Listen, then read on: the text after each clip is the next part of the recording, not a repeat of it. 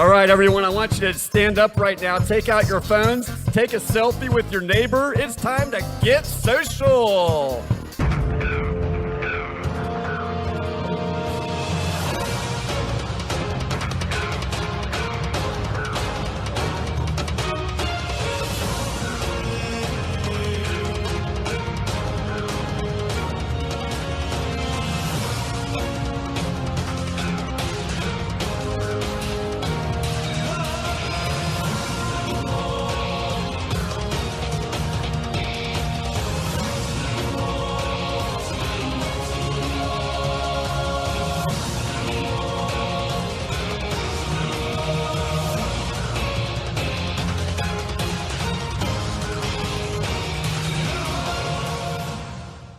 Welcome to the 6th Amazing Race 28 recap episode of the Your Team Number podcast from Reality TV Warriors. My name is Michael Harmstone, and joining me as ever is the Canadian who never struggles to carry his weapon over the finish line in under 90 seconds, Logan Saunders. Morning. And it's a very special podcast because it is Logan's 100th.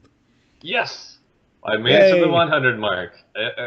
We've come a long way, Michael. Come a long way from that very first podcast for I think it was the Amazing Race 23 finale, where I think I had a podcast at 2:30 in the morning my time, and there was like 4 or 5 of us all in the room together. Yeah, we've come a long way since giggling repeatedly at the Black family. I think that podcast could have been about 15 minutes shorter if it wasn't for me and you just laughing on the audio while Michelle was trying to talk. 50. It was 3 hours long, Logan. I reckon we could have cut out about an hour just of us giggling about the Black family. And that whole podcast was originally born out of the idea of there not really being any other audio material on the internet that really resonated with me or my taste overall. So that's why we kind of started this little tiny independent podcast that continues to be tiny and independent for the most part. It continues to earn none of us any money. Correct. So I haven't earned a single dollar. We have like 5 donate buttons that randomly appear on the YouTube links as we go along, and we still get nothing.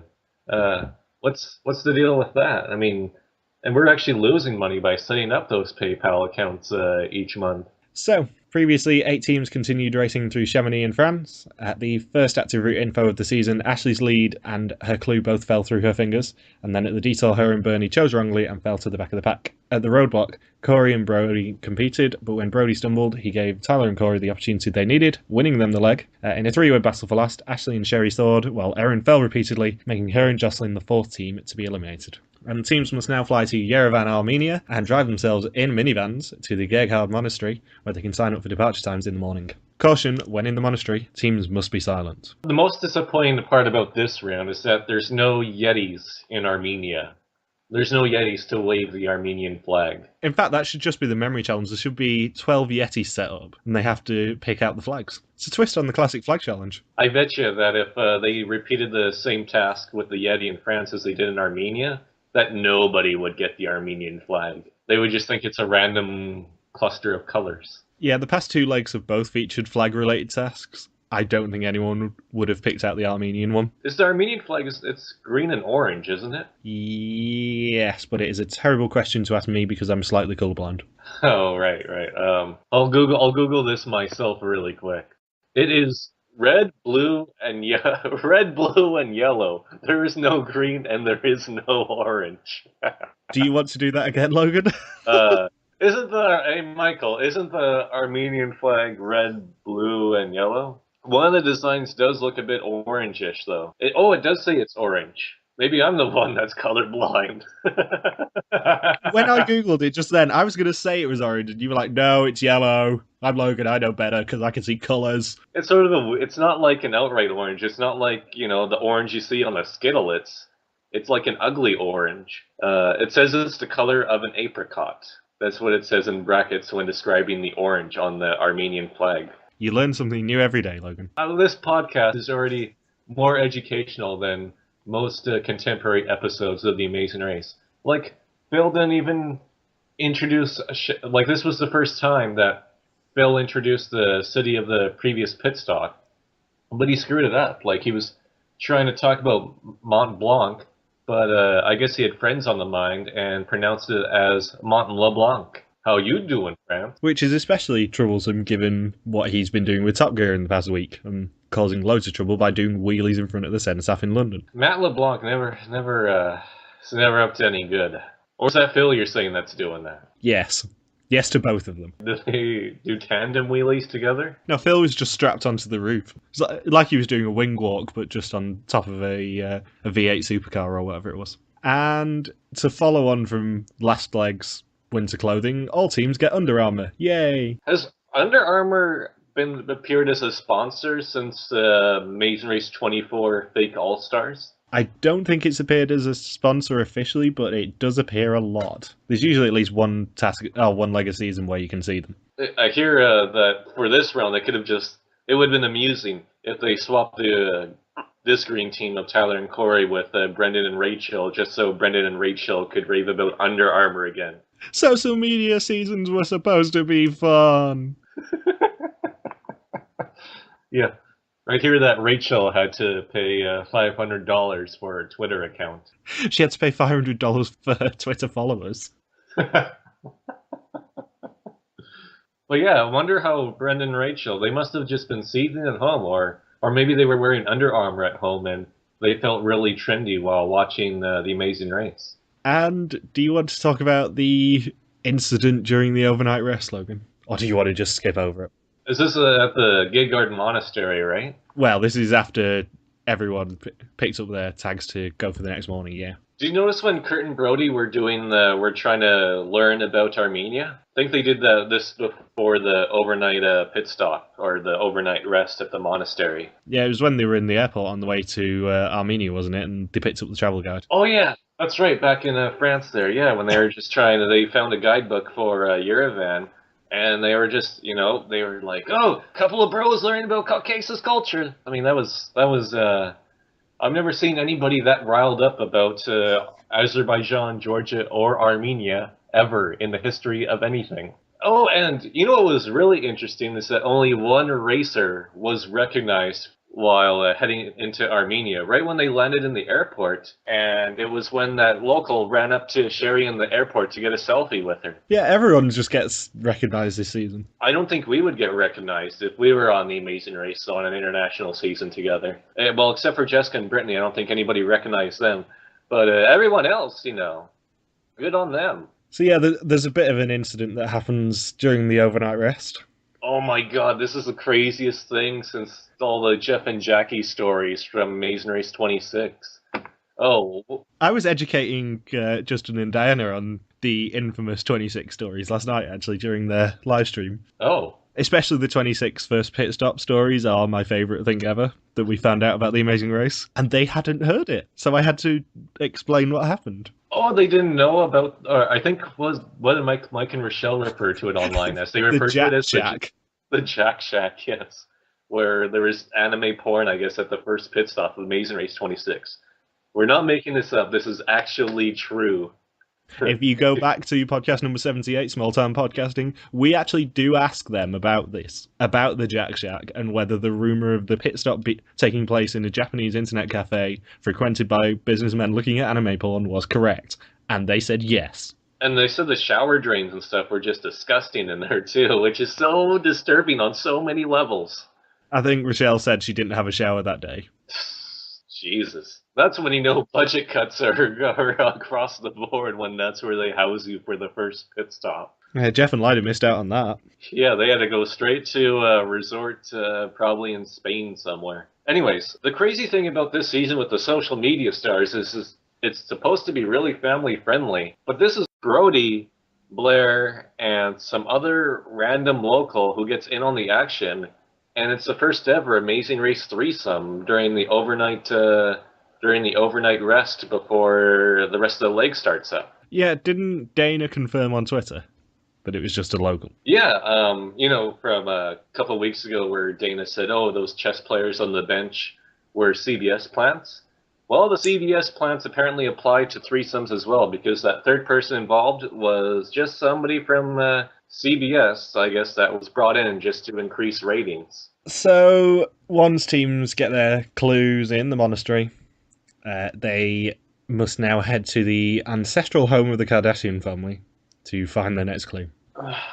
Did you know, Michael, that I had no idea who the Kardashians were until I think it was called We Made You, and he made some random joke about the Kardashians, and I'm thinking, who are the Kardashians? Like, what's the basis to the lyrics? And then I looked it up, and then boom, apparently they have been famous for a long time. To be fair, it's still the 1990s in Canada. It is. I mean, we're still watching. We're trying to introduce ourselves to the whole Jenner and Kardashian ancestry or in terms of reality television, by watching episodes of Princes of Malibu, which have just started airing just over the past couple of months. The People vs. O.J. Simpson is a documentary in some parts of Canada.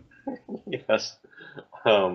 Yeah, we just, Cuba Gooding Jr. just didn't really take off too well as an actor here. Everyone thinks he's the real deal. It's a police recreation, the People versus O.J. Simpson, isn't it? Yeah, the Goldman, it's the actual Goldmans that are in it. On a serious note, though, that was like the first reality show I ever watched where it wasn't competitive at all. It was just following stupid people in their 20s, which some people out there probably refer to our podcast as. But I think it aired probably 16 years ago. Like, I was only, I think, 9 or 10 years old when I was watching it, after getting into every competitive reality show ever that was being made in 2000, 2001. So anyways, I remember watching the 2 or 3 episodes and thinking, wow, this is one of the dumbest things I've ever seen. And I've never followed any reality show that has any resemblance. And I was 10 at the time. 10, and I thought it was stupid. And then The Mole existed and Logan got obsessed. I think The Mole might have already existed by then, because that was 2001, I believe. The Mole always exists in my heart. It does, especially in Dutch hearts. It always exists. Exactly. It's still the most popular program in Holland, by a mile. Oh, the one time that I envy the Dutch. But you don't have to envy them, Logan. You can just watch it. Yeah, I'm trying to. I will. I'll watch an episode today, and I'll tell you all about it. Finally. But yeah, with Princes of Malibu, I thought, oh, there's no way that genre is going to take off. And then, you fast forward 7 years later, and you've got The Hills, Keeping Up with the Kardashians. You have all this other crap that I completely ignore, but yet millions of other people don't. And to jump on the bandwagon, we're going to the ancestral Kardashian house. The Amazing Race is trying way too hard to be trendy with everything, with Twitter, with social media stars, and now we have freaking Kardashians in it. Like, what the hell, guys? What the hell? So, once teams get to the ancestral home of the Kardashian family, it's a roadblock, which is who is really keeping up with the locals. And in this roadblock, one team member must match a series of facts about each Kardashian to cutouts of their faces. Whilst they complete this task, their partner is punished in another room by having to listen to the 2016 version of Tiny Bubbles from The Mole 2, which is a Kanye West TED Talk, which has been slowed down and sped up randomly. And it is Tyler, Kurt, Ashley, Dana, Scott, Sherry, and Zach doing this roadblock. It's crazy that this happened, considering just a couple of rounds ago they were in Geneva. I mean, listening to Kanye West in this manner, I think violates the Geneva Convention. Yeah, I would agree. But no one really has that much trouble at this task. I mean, Scott swears when he realises what it is. In fact, I would call it the nearest thing we've had to Rupert Boneham style, who the fuck voted for me? Yeah, Scott, he was like threatening the judge of the task with physical violence when he couldn't quite match up the facts. He was dropping F-bombs. I mean, I know the Amazing Race can be grueling, but this is just taking it to a whole new level. Like, his face was ready, looked like a cartoon character that eats something really spicy and doesn't realize it, and then they have the smoke coming out of their ears. That's what he was looking like. Yeah, he really regretted not letting Blair do that roadblock. I think he went on Twitter saying that some of it was a bit edited, but come on, he dropped the C-bomb on the Amazing Race. So Tyler and Corey leave the roadblock in first, with Kurt and Brody in second, Dana and Matt in third, Scott and Blair in fourth, Zach and Rachel in fifth, Sherry and Cole in sixth, and Bernie and Ashley in last. Can we go to Zach for a minute? Yeah, I was going to mention that later, but spoilers for later. Zach ends up getting a penalty for trying to read the judge's mind and using magic. Yeah, I don't think he had it on with him. I think it was more like telekinesis. But yeah, he was trying to use magic during the task, which is a huge no-no if you look in the Amazing Race rules. I know that he'll get penalized later at the pit stop for this, which we'll get to in a bit. So the detour is the first ever sponsored detour, which is Arm or Hammer. And in Arm, teams must run through a training exercise that simulates what Armenian soldiers went through in the Cold War, whilst arming themselves with weapons that were used at the time. Once they cross the finish line of the course in under 90 seconds, they receive their next clue. And in Hammer, teams must use a hammer to break through hundreds of boxes of Arm and Hammer baking soda to find one that contains the yellow ribbon that they can exchange for their next clue. And Bernie and Ashley get a bit lucky at Hammer, because they find the first date night card in a year. Yeah, this is going back to the Amazing Race 26. I thought ultimately that the twist failed, but it's neat to see it here as a one-time thing. I mean, it would be hilarious if some of the other teams got the date night card, but I'm glad that it was Bernie and Ashley who got it. If it was anybody else, it would have been pretty awkward. Just a couple of bros getting a date night card. Yeah. After the overnight rest period where I think it was Brody who said, "It's just a couple of bros being promiscuous." Oh, I'm really disappointed that Brody and Kurt didn't get the date night. Yeah, they could, they could have gone to one of the university campuses in Yerevan and, tossed the disc around. And speaking of vans, it was neat that this round has been a self-drive leg up to this point. Courtesy of Yerevan's yellow vans. Was great because it was kind of a subtle ode to Chris Farley, which really balanced out the horrible, awful roadblock reference to the Kardashians. And the horrible detour reference to baking soda. Yeah, I mean, I know that the Amazing Race budget is going up, to have the Under Armour gear overnight, which, it wasn't really advertised that much, so there's probably they only had to sell out a little bit. But to have an actual Arm & Hammer baking soda detour, really takes us back to some of the tasks in the Amazing Race Canada or the Amazing Race Asia, where they have to work with a smaller budget and they need to have tasks like this just to allow teams to travel around. This worries me, Michael, for the future of the show. Yeah, they are kind of selling out here, for want of a better term. I can sort of overlook the product placements as long as it's not too egregious. Like if it ends up being a 20-minute commercial, but if it's just a subtle 10-second thing, I don't mind it that much. They can be like when Pakistan did Survivor, and it was Survivor presented by Mountain. That's how it was titled, and when Pakistan did their lone season, that's one of the things that have always amused me the most. So Tyler and Corey leave Arm in first, with Kurt and Brody in second, Dana and Matt in third. Scott and Blair in fourth.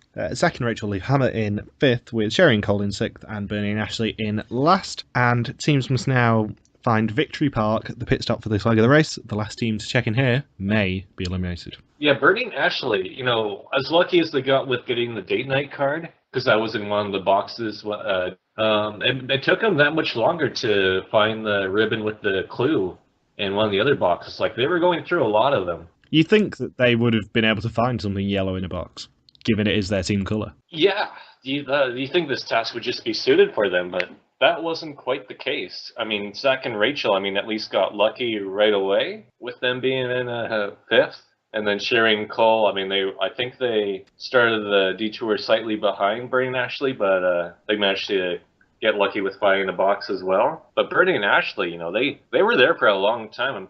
Do you think it's ever a good idea when you have a detour choice that involves a luck task to actually go for the luck task, or do you go for the other one where you can control your own fate? I personally, I would go for the control your own fate, because, I would hate to go out of the race because I was unlucky. Because, in a task like that, that's 100% luck and zero skill and zero brain on the part of production. But here, it's like, you have the choice.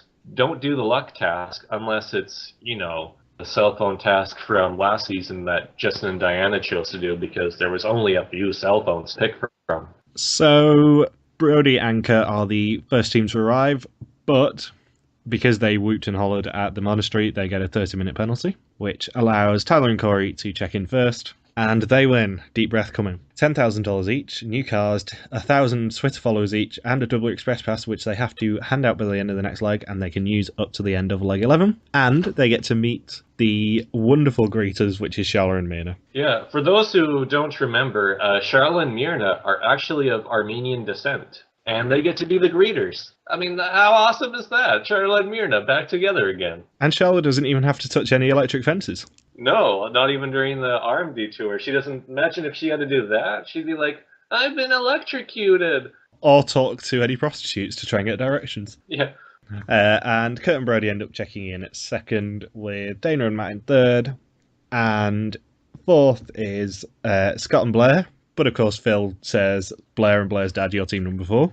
Hey, Michael. I know the other racers always refer to him as Blair and her dad, or Blair and Blair's dad. But for Phil to do that, it seems really unprofessional and tacky for the most part. Yeah. And it was crazy, too, that I don't know if you read about this, too. Kurt and Brody and some of the other teams got in trouble at the monastery because we had another incident like in the Amazing Race 27 where a lot of the viewers online were angry that teams wore hats overnight during the monastery.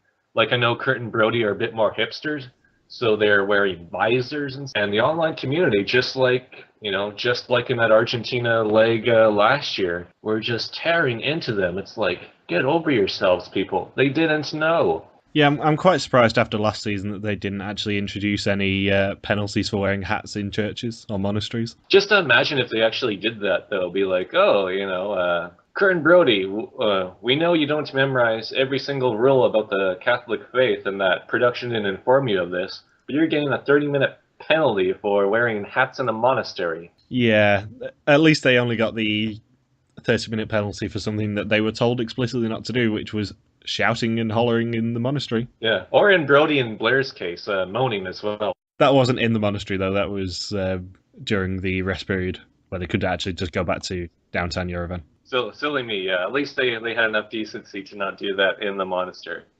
So Zach and Rachel are the 5th team to arrive, but they get an hour penalty because Zach tried to use magic during the roadblock, but it doesn't end up mattering because they check in 5th, with Sherry and Cole in 6th, and in last is Bernie and Ashley, but it is not game over for them. They have another life because it is a non-elimination leg. I was about to tweet this to Phil Kogan. Yeah, he loves a good pun. I mean, not as much as Alan Wu from Amazing Race Asia, but, And did you hear about the trouble that this caused in Turkey and Russia? I think the Georgia round, I know, that comes a bit later, is going to cause issues in Russia. But this round in particular, the Turkish government is just not going to air this episode on the station. I forget what the station there is called that airs the Amazing Race over there. But they're just refusing to air the Armenia leg. Yeah, by the sound of things, they're going to just do what CBS were going to do with the Singapore leg in 25 and just do a 2-minute recap at the start of the next leg of what happened. Yeah, and probably, change the facts so that, it doesn't make them look as bad as it appears to be with this whole incident. And I did appreciate Mirna giving Bernie and Ashley the pep talk of them being able to overtake people by going level 5 on the treadmill. Yeah, I mean, with them, it's either you go level 5 or you go home. And it would have been a great addition for Shala and Mirna is if they had Desmond, that airport agent worker, near the end of Amazing Race 11, if he was able to hang out with Shala and Mirna as the 3rd pit stop greeter for the leg.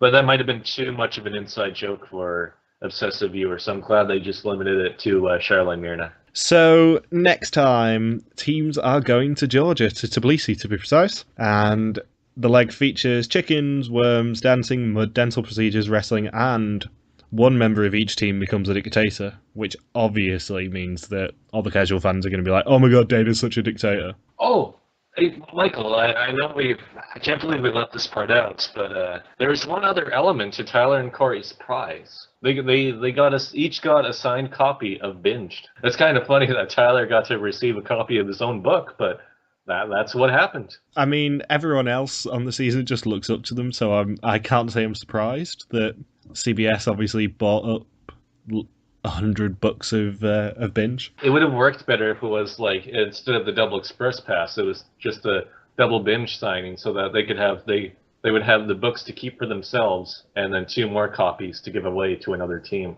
So, who do you think is going to get eliminated next week?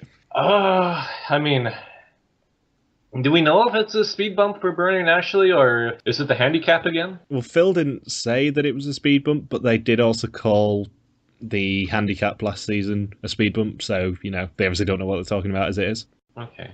So, anything else to say about this leg?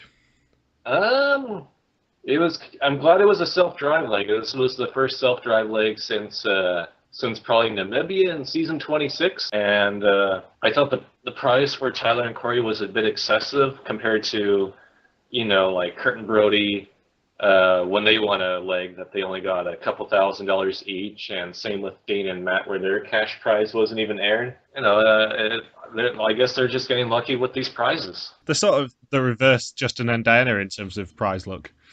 Yeah, and Scott, wow, I mean, I still can't get over his cursing rampage. I mean, have you seen the comments on the Facebook page? But man, what a 180 for Scott. I know, everyone thought he was just the mild-mannered doctor.